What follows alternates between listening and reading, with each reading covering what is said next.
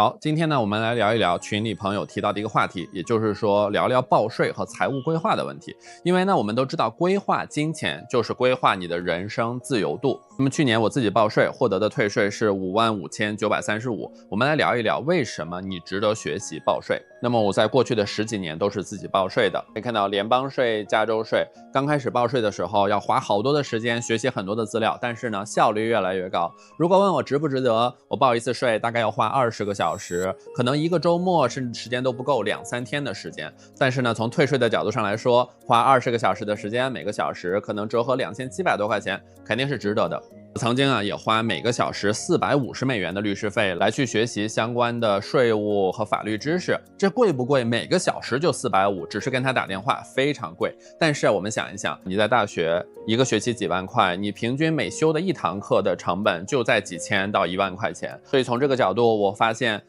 那我定期的咨询每个小时450，我咨询20个小时，这获得的价值甚至远远大于当时在大学所交的学费。那么如果你生活的地方你说我不需要报税，或者只是学生还没有开始工作，或者是刚开始工作就只有工资，也没什么好报的，也没有太多抵税机会，那你就可以不用看了。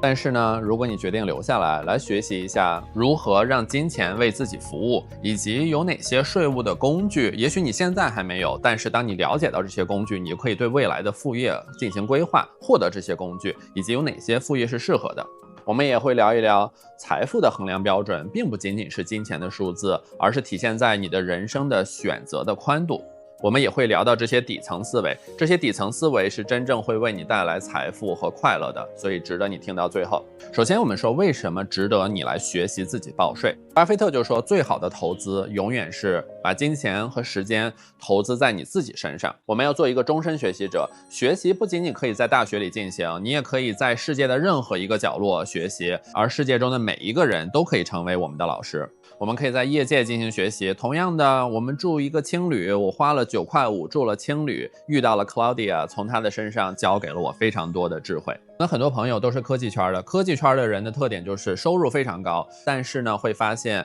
你的收入越高，你的边际回报也就越低，因为你需要承担的税务，比如说联邦税已经到了30%几，你可能需要所在的州交的州税10%、11%，这加到一起将近50%的钱要来交税。比如说你努力工作赚了10万块钱的奖金，但是你的4.8万要用来交税，你只能拿回家差不多一半。因为我们都知道税务承担的最重的就是中产，而大部分的中产呢，就是有一份工作或者夫妻2人都在工作，去作为雇员在一家公司工作。那雇员呢就会领到一份叫做 W2 的表格，那这也就是雇员收入。雇员收入是所有税务中抵税机会最少的，要交最多的税。其他还有什么收入呢？比如说1099 NEC Non-Employment Compensation， 指的呢就是你做的是自雇的工作、承包的工作，或者1099B、1099 Dividend， 这是指的你的投资的回报。那么还有1099 Miscellaneous， 这些呢就是指的你的各种其他的收入，它可以包含你的出租房的房租，那你收到的房租它属于1099 Miscellaneous， 你就可以进行各种各样的抵税，你可以把相关的，我们之后会举例哪些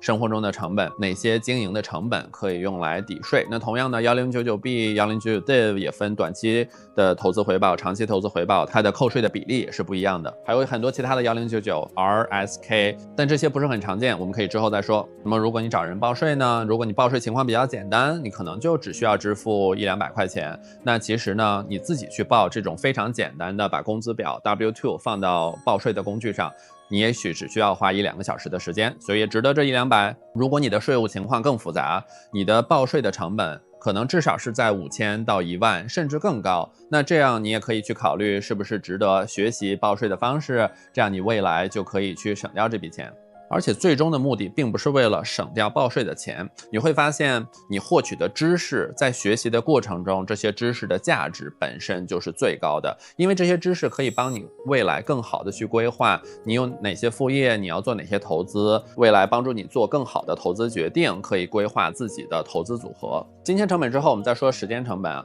我们有一些朋友跟我们分享说，哇，他每年报税也花很多的时间。我问他，为什么你找会计师报税还花了那么久呢？他说哇，我有夫妻2个人的 W2，然后呢，还有好多份的1099，不同股票账户、不同的存款账户，因为现在存款利息也很高，超过5%，那么很多现金存储账户里的钱的每年的利息也都很高，也要报税。这个时候呢，两个人啊，可能还有1098，因为只有投资的房产，然后银行给的1098表格全部都要整理好。他说呢，他按照会计师的要求，花了很多的时间来整理这些文档，这是他的花的时间成本。第二呢，还有很多时间的沟通成本，因为呢，他需要去解释，需要去分析，以及需要去共同的设计未来的财务目标。那这一切的时间，当你跟专业的人士工作的时候，都是值得你投入时间，能以便让专业的人士更好的理解你的想法。但是呢，这些时间成本我们并不能忽视。所以我回想第一次报税的时候啊，刚工作不久，就简单的拿一份 W2， 就只有一个股票账户，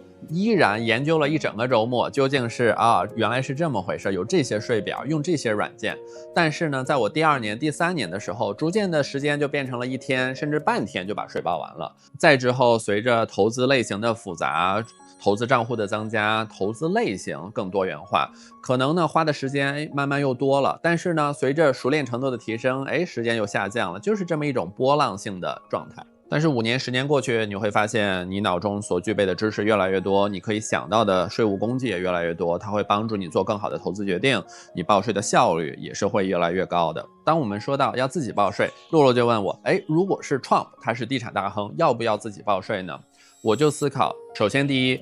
无论是不是自己报税，学习这些税务的法律，这些相关的条款，这些知识一定是非常有价值的。第二呢，就是每个人的财富其实是跟着自己的认知和知识是同步的增长的，并不是这位地产大亨他在第1天就需要找别人报税，他也没有那么多的地产的投资，是逐步循序渐进的。也许到了某一个 pivotal point，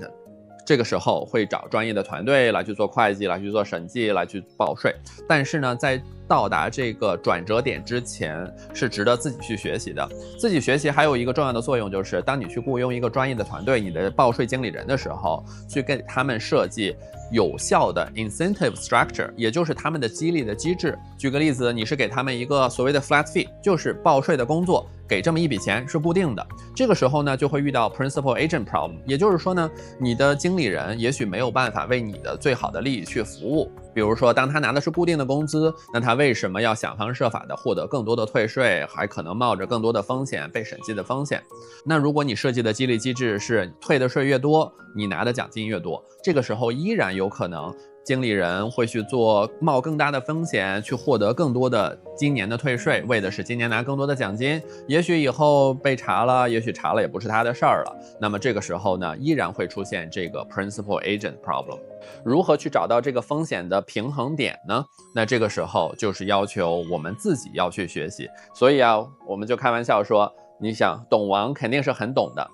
还有一个值得自己学习报税的原因呢，就是每个人的财务状况都是独特的，财务目标也是独特的。是每个人都想多赚钱、多积累财富吗？并不一定。每个人的收入的来源不同，愿意承担的风险也有不同，愿意看待的未来的回报周期的长度也不同。每个人的主动收入、被动收入的比例也不同，比如你想最大化今年的退税，还是说以资产折旧的方式平均到未来每一年，这都取决于你的个人情况和你未来是不是打算继续工作，是不是打算去发展副业，是不是把副业要代替主业，或者打算提前退休，放弃主动收入，只做被动收入。这一切的目标的不同，处境的不同，都要求我们能够去知道有哪些工具，这样呢才能为自己去设定一个方案。那么这么多复杂的状况，你去咨询顶级的 CPA， 那他可能至少每年要收5000、1万甚至更高。我把你个人的那么多情况，当下的情况、过去的情况、未来的计划全部沟通出来，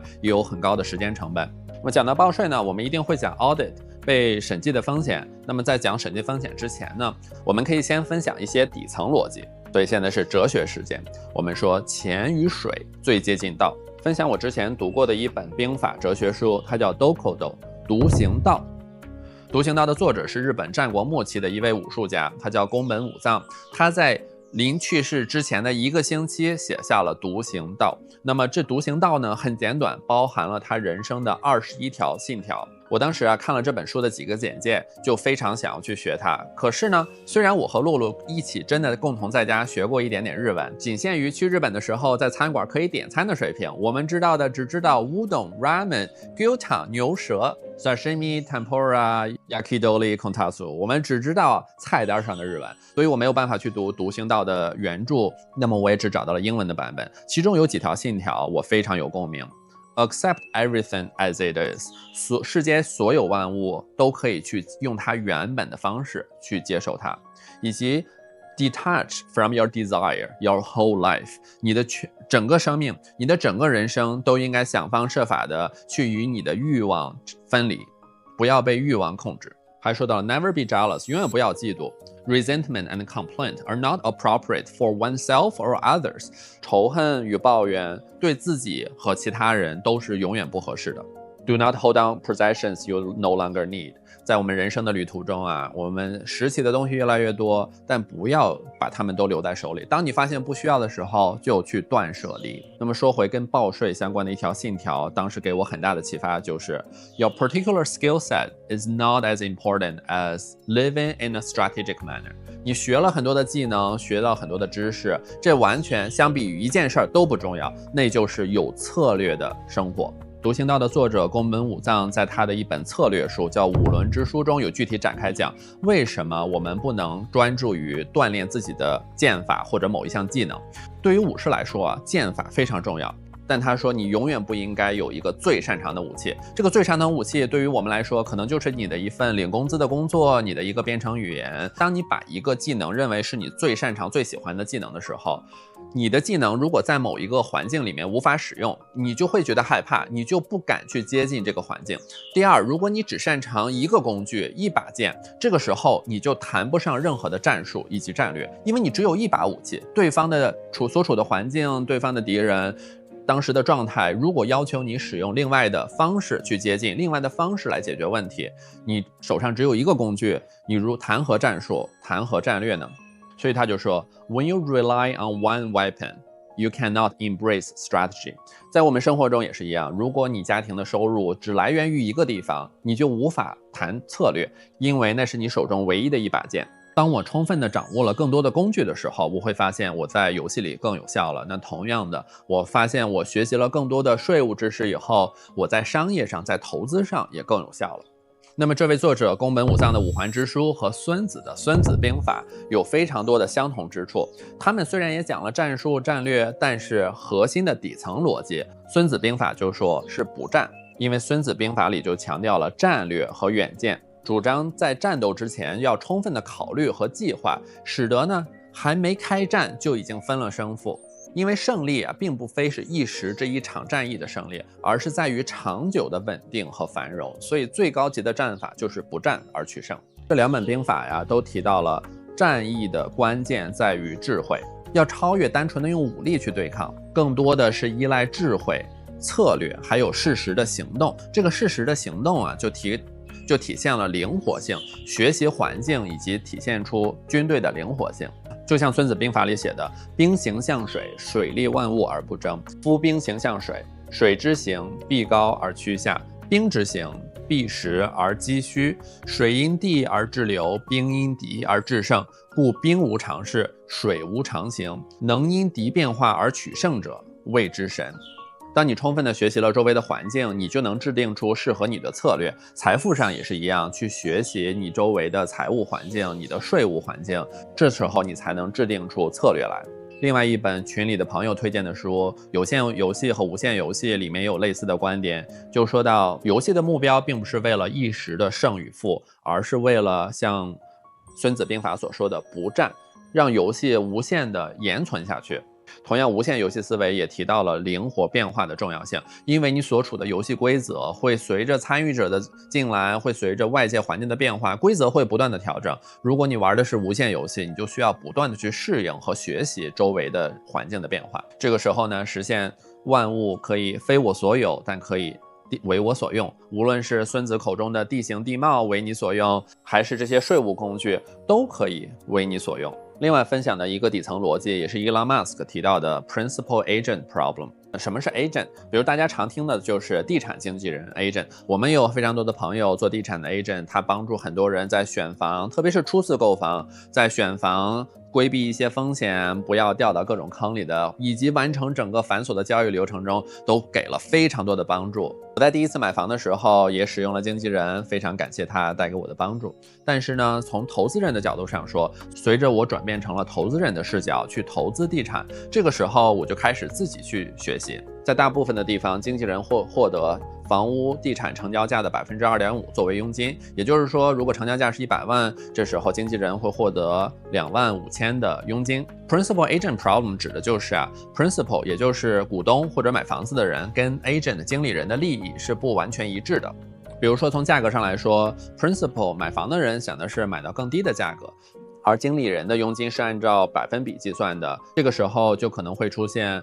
越高的成交价，那经理人的佣金会越高。这个时候，经理人就可能会更倾向于用更快、更稳妥、更高的价格，使得买家去进入到这场交易，因为这个时候自己更有可能成交拿到佣金，并且因为购房的成本更高了，价格更高了，自己还获得了更多的佣金。这就是伊朗马斯克所说的典型的 Principal Agent Problem 的一个例子。当你开始作为投资人开始去投资了，就值得去学习。我们在 Influence Without Authority 这期视频中聊到，如果你进入到一场谈判，你没有说 no 离开谈判桌的勇气和实力，你就没有在真正的谈判。你的任何一个 offer， 你的任何一个出价也应该 start with no， negotiation start with no。 你要进入到一场谈判，如果你没有获取的第一个回应是 no， 对方的拒绝，只意味着一件事儿，就是你的价格出高了。那么除了价格以外，这些 contingency、sellers credit、rebate 这些都是值得去学习的。你学习了这些工具之后，即使进入了所谓的 mutual agreement， 买卖双方都签了合同，依然可以在进入inspection 发现房屋的各种各样的检查的问题当中，由于你发现的这些问题，依然可以要求卖家来去做一定的补偿，把一些钱再放回到交易里面。我们有一位好朋友，非常资深的地产经纪人，他在这个行业几十年，就跟我们分享了这个行业最开始就是因为信息不对称，所以呢需要在几十年前他刚进入这个行业的时候，帮助买家去找到有哪些 listing， 有哪些房子可以买。但他说现在随着整个行业的发展，随着科技手段的增加，人们已经可以通过这些大网站很容易的就获得房源信息。甚至呢，有很多公司会提供这种虚拟的看房、3D 的模型，这些科技的工具，未来还有虚拟现实、Apple 的 Vision Pro 这些工具都可以帮助人们在未来越来越多的减少信息不对称。这个时候，我们的朋友分享，地产经纪人真正核心价值所在哪儿呢？甚至这些大的公司还会提供 rebate， 也就是说会把佣金，刚刚的例子25000的佣金的一部分返还给买家，这都是合法的，这也都是上市公司做的事情，公司的法务也全部都会确定每一笔的退还的 rebate 都是合法的。我们也见过合作的模式，只收一个固定的5000块钱的成本，剩余的2万都会退回给你。而且呢，这2万不但是合法的，而且是税后的，因为它是 rebate， 是还给你本来就是你作为买家你出的钱，你拿到的这2万 rebate 是不需要再交税。所以我们这位资深的地产经纪朋友就说目前的状况是不可持续的，所以呢，他们也做了很多的创新来去建立自己真正的 differentiator， 通过创新的模式来实现更大的规模效应。所以我们在后来进行各种不同地方的地产投资，不同州的地产投资都没有使用过传统的地产经纪人。Principal Agent Problem 另外一个例子也可以是 CPA 跟 Principal 的利益也可能是不一定的。比如说这个时候 CPA 也就是 Agent 会想如何减少自己的时间投入，也就变相的增加了回报，如何去降低被审查的风险，因为这样呢，他的未来的更多的客户就可以说我的客户有很低的审查的几率，以获取更多的客户。也许在这个时候并没有最大化某一位客户的利益，这也是 Principal Agent Problem 的一个体现。如果留学的朋友找过留学中介，也会发现留学中介通过信息不对称来去提供服务，但是呢，有一些不好的中介就会为了赚中介费，并不在意这个学校究竟适不适合这个学生这个孩子，以及呢，这个学校也许很容易申，但是他为了尽快的结束交易拿到佣金，就推荐一些很简单的学校，因为他们并没有代表学生，也就是 principal 的真正的利益。Principal Agent Problem 在公司里也很常见，比如说初级的经理人跟公司的高层利益会不一致，以及呢公司的高层执行团队跟股东可能利益也不一致。比如说招的人越多，组织越庞大，这个时候职业经理人、管理者通常获得的佣金就会更高。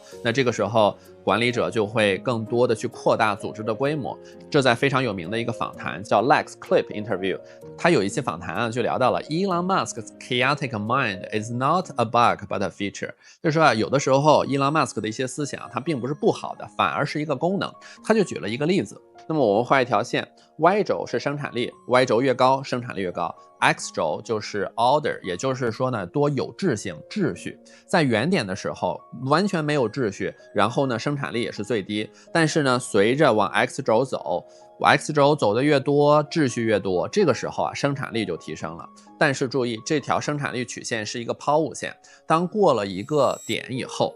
随着秩序的提升，随着秩序的增加，企业的秩序越高，生产力反而越低了。那这个时候我们就说，我们就找到这一点，就找到这个最优的这一点，停在这儿，企业是不是执行力就是最高 ，productivity 最高了呢？实际上他就是说做不到。这就像是抛物线曲线一样，当你丢一个东西出去，它不可能停到最高点，它一定会向下掉。在企业里面也是如此。他说，任何一个组织，公司的组织，其他的组织都一样，一旦成立，发展的方向只有一个，那就是越来越庞大。庞大的原因就是 Principal Agent Problem。组织里的每一位管理者都想让组织越来越庞大，这个时候就需要去制衡，需要一个 counterbalance， 也就是像是三国孙权里的制衡。这个制衡是反人性的，但是呢，就像赚钱就是一种修行，赚钱的过程也是反人性的，能够在人性中穿梭自由。所以企业呢想到了制衡的方式，就是建立一些职位，不管是 Principal Engineer、Chief of Staff、独立董事等等这些角色，都是想要在一个成型的组织里面建立一些 counterbalance， 让这个曲线不要所有人都要往一个方向推，而是找一个平衡点。所以对于投资经理也是一样，曾经有投资经理来找到我说，李阳管理一些什么样的投资，过去他管理的投资回报非常的高。首先呢，这里是有很多底层思维可以应用的。第一，他是不是进行了选择性的披露，这边的回报会非常好。这时候我从一本书上学到的就是，你只需要问一个问题，那就是我相信你，我可以相信你，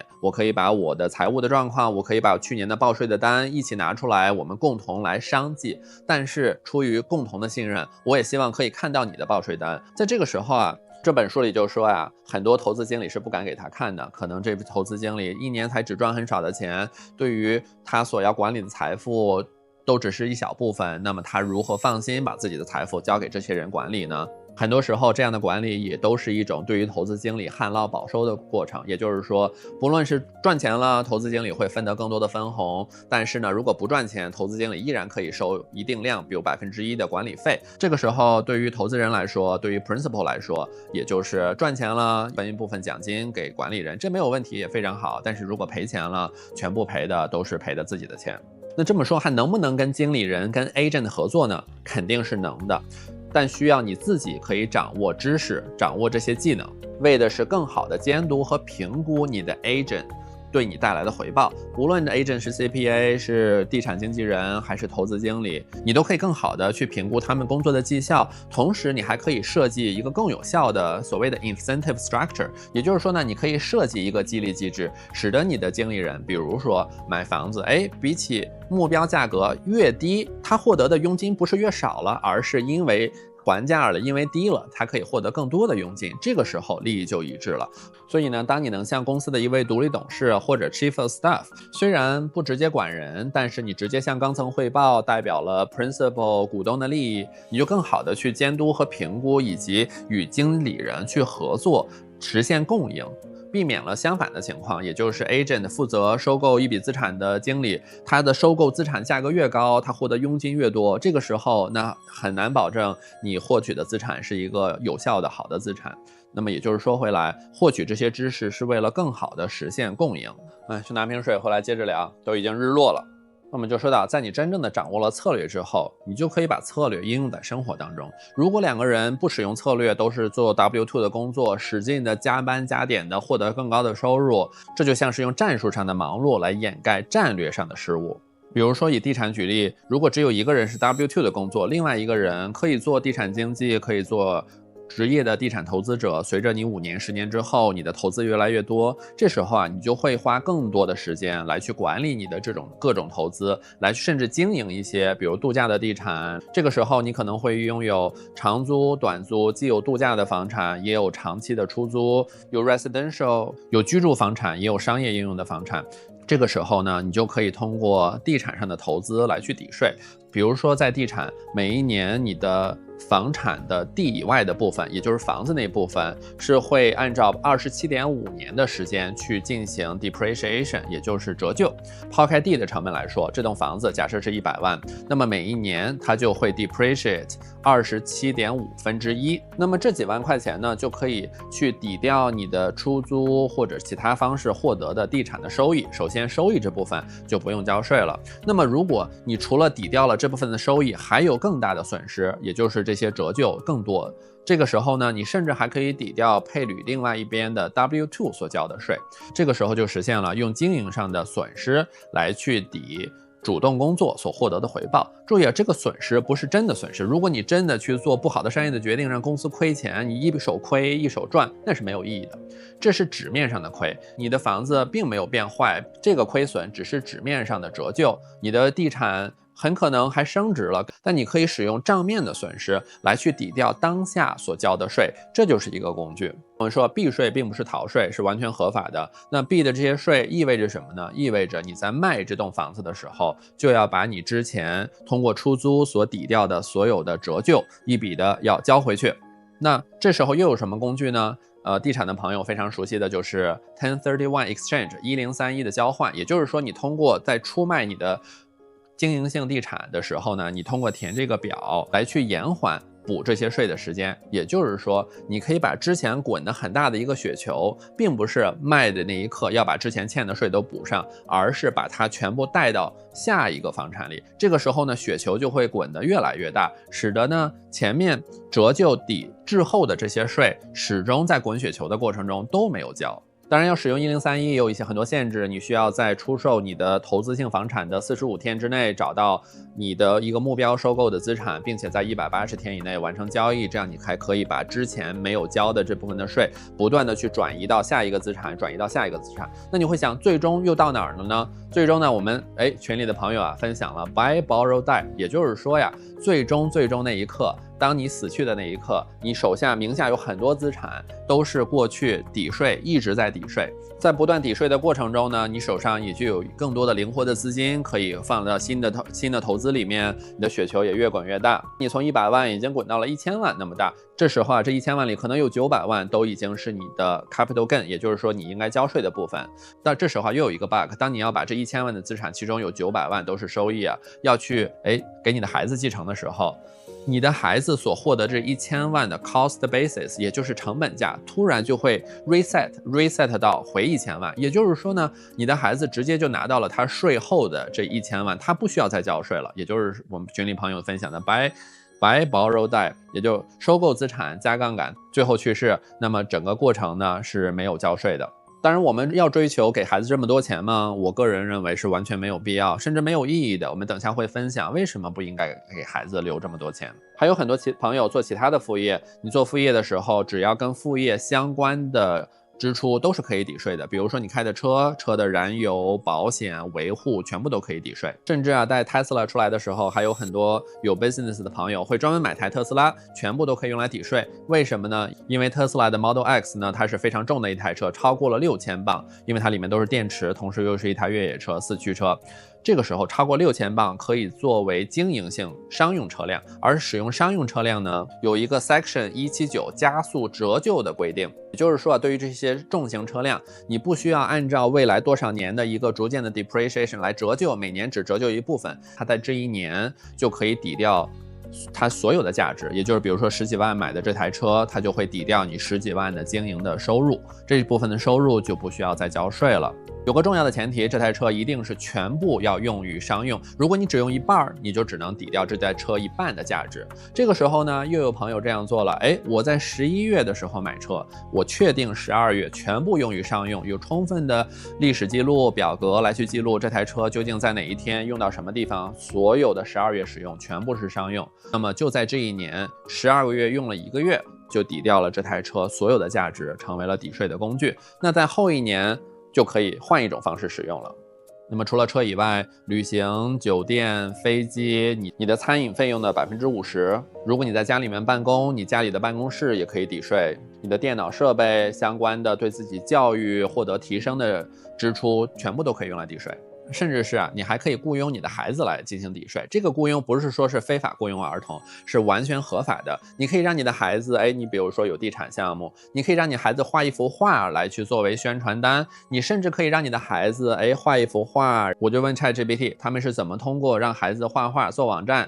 降低税务呢？那为什么问画画和做网站呢？因为在 AI 的时代，画画就等于做网站，可以让孩子在纸上画幅画，把这幅画给 AI 看一看， AI 就可以把网站写出来了。那么也就是说呢，我去教给孩子的并不是真的像我小时候学编程一样，如何具体的写敲这些代码，而是教给孩子编程的思维、逻辑的思维，让孩子可以跟 AI 共赢，使用 AI 作为工具，很快的，只会画画的年龄，只会在纸上画图的年龄，就可以把这网站开发出来了。而这些开发的网站使用在商业的项目里，也是可以非常合理的领到自己的工资，而领的工资呢，在符合12000多块钱以下，完全又是免税的。你可以把钱直接打到孩子自己的账户里面。所以无论是你的副业、地产投资获得的各种的收入，你就通过这个渠道，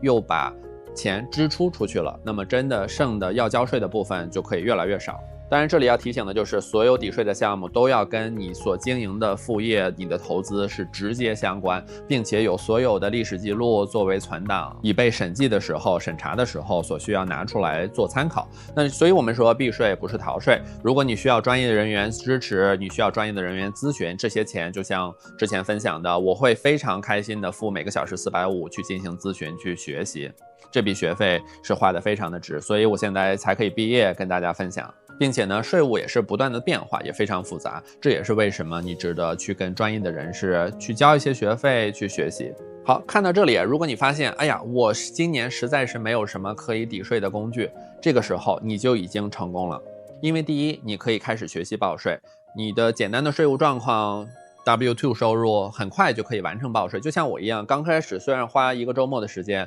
但你之后会越来越熟练，越来越快。第二，就是因为你了解了更多的知识，更多的工具，你未来可以设计自己如何获得多元化的收入，如何建立自己的副业，增加你主动收入的同时，提升你的被动收入。也许在被动收入达到某一个你开心的状态的时候，你就可以放下你的主动收入，不需要再用自己的时间去换钱。所以我们说，规划金钱就是规划人生的自由度。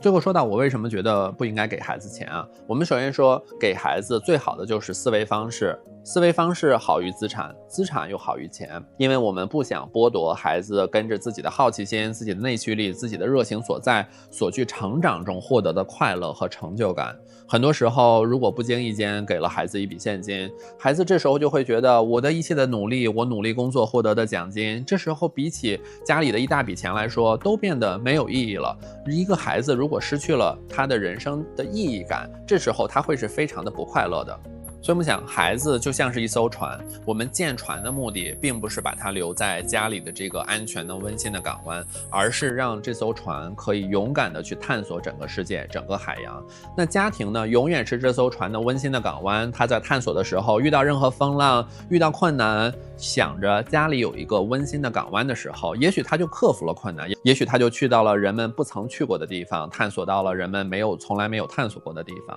所以呢，我们会把家庭经营成一个安全的港湾，但是鼓励船要自己出去探索。所以我们说，财富的衡量的指标并不是你拥有多少金钱，而是你拥有多少选择。金钱的一个作用是给你一个安全网 safety net， 你的最低的保障。但这样你在探索的时候，这样你在做各种人生实验、玩人生游戏的时候，可能会有一个安全网，你的孩子也是可以去充分的去体验和探索他们的人生。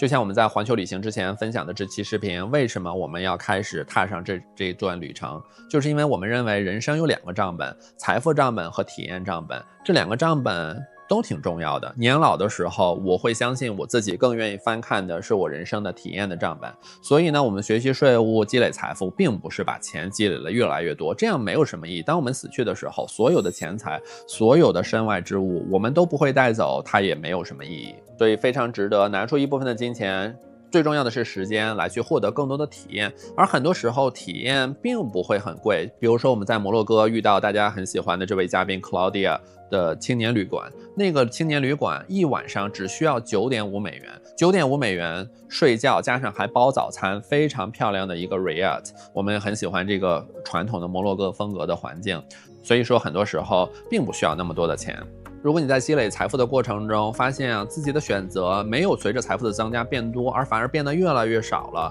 有的人出门搬行李一定需要 porter 来搬行李，一定只能坐高级的车、坐高级的飞机、住高级的酒店，那就丧失了更多的选择。因为9.5块的青旅它也是非常好的体验，也是非常独特的体验。所以呢，随着我们成长的过程中，要让自己有越来越多的选择，体验是没有贵贱之分的，都是不同的。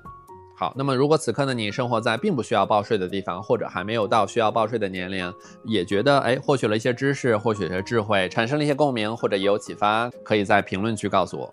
好，下一期财务相关的话题，我们可以聊地产投资。群里有非常多地产投资的朋友们，可能感兴趣。在建立了自己的第一桶金之后，如何设计自己的地产投资的规划？如何建立一个 structure？ 比如说把不同的资产放到不同的有限责任公司 LLC 里面，以实现风险隔离，一些税务优势，我们可以展开讲，以及讲一讲这个图是有什么样的策略。或者呢，我们可以讲财富路线。从积累第一桶金到中产，到中产之后的路线，以及你的人生中最重要的资产，时间跟钱的关系。时间一开始换成钱，随着你的时间换成了钱，这个时候钱不仅仅可以用来消费，还可以积累起来换成了资产。资产呢又源源不断的为你产生现金流，逐渐的你就不再需要用时间去换钱。我们也可以讲讲人生的财务路线。那么说回来，人生的财富远远不止仅仅是金钱，你的时间、你的健康、你的家庭的关系，你所能拥有的人生的选择，这都是财富。就像是住5星酒店是体验，住9.5块的青旅也是体验，穿名牌是体验，穿一个简单的衣服，比如说我现在在阿拉伯国家，一个不到10块钱的衣服，一个袍子，穿的也很开心，甚至觉得有点像是中国的长衫。好，我们这一期就聊到这儿，下期再见。换了一个位置啊，这次不是 AI 生成的。我们来就审查 audit 举一个例子，有一本很古老的书，它就叫 Aggressive Tax Avoidance for Real Estate Investors。这是本很古老的书，甚至只有纸质版都没有电子版的，可能在网站上现在也很难买到了。这本书的作者呢是一位在夏威夷工作的医生，那医生有很高的收入，他在有很高的 W2 收入的同时，也建立了地产投资。有一年报税之后啊，过了一段时间，他就被 IRS， 也就是美国的税务部门来去查税了。就是说呢，你报的税不对，你不能抵这么多税。你在家里的办公室啊，不能作为抵税的工具，因为你是一个医生，你的主业应该在诊所，你家里的办公室是不能抵税的。这个时候啊，他根据自己所获得的知识转换成了智慧。那先说结果啊，他的 appeal， 他不赞同 IRS 说的这个结论，所以呢，最后在法庭上胜出了。最后的结果呢，就说这位书的作者他其实有2个身份，他既是医生也是地产投资人，他家里面是可以作为办公室来去抵税的。这也体现了呢，这位作者他不光学习自己如何报税，他还深入的学习了底层思维，也就是说这些税务条例的底层法律是什么。因为 IRS 并不是税法的制定机构，它是税法的解释和执行机构。这位作者就说啊，你别看 IRS 的文档上写得很清楚，但是也许这就是违法的，它是对法律错误的解读，